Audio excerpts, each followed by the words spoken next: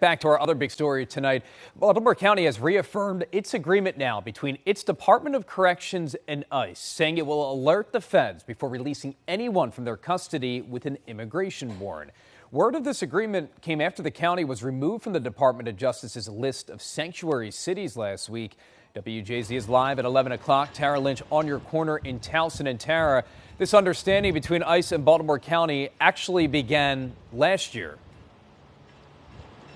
Rick, that's right. This agreement was originally put in place in June of 2024, reaffirmed last week here in the county. However, that agreement does not go as far to say that the police department in Baltimore County can assist in any operations. It's solely limited to the Department of Corrections. Many neighbors today tell me that they're very frustrated by this agreement, saying they believe it could put others at risk.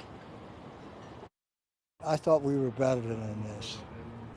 At a rally outside of Baltimore County Hall, neighbors expressed their frustrations after County Executive Kathy Klossmeyer reaffirmed an agreement requiring the county's jails to report the release of anyone with an immigration warrant to ICE.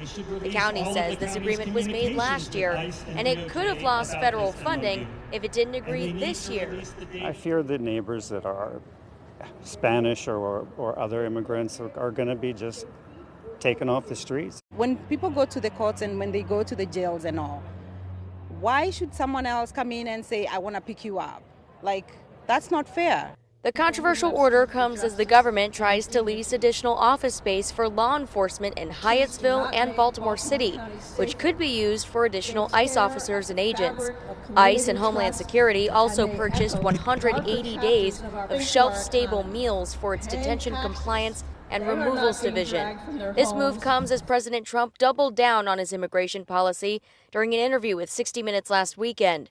Governor Wes Moore says he has deep problems with how the Trump administration is handling immigration, adding it's not making the streets safer nor following the Constitution.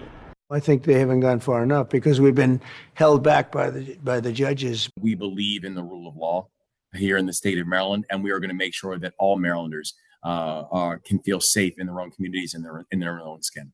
With the threat of additional federal law enforcement in the state, neighbors say they're worried for what could come next. They are not trained to work with immigrants. The same time that we have a federal government shutdown, the same time we have federal employees being laid off, we're expanding ICE. That doesn't make sense to me. We did reach out to ICE and the Department of Homeland Security, but have not yet heard back. Meanwhile, Councilman Izzy Patoka tells me he plans on introducing a bill at the County Council's next meeting, which would put guardrails on the relationship between ICE and the county, limiting how county agencies can communicate with ICE and also limiting the authority ICE has here in Baltimore County. For now, reporting live on your corner in Towson, Tara Lynch, WJZ. Tara, great coverage out there tonight. Thank you.